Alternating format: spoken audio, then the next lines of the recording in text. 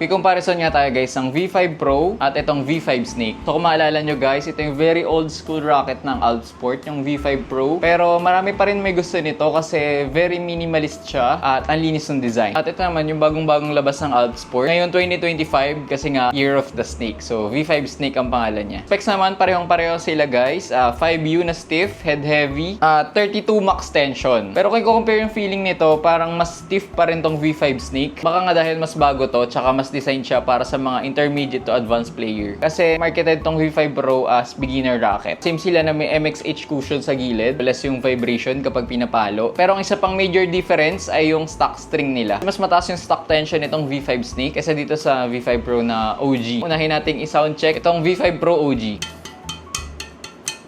Yan yung version 1. Ito naman yung V5 Snake. Maririnig nyo na mas matining siya ng slight.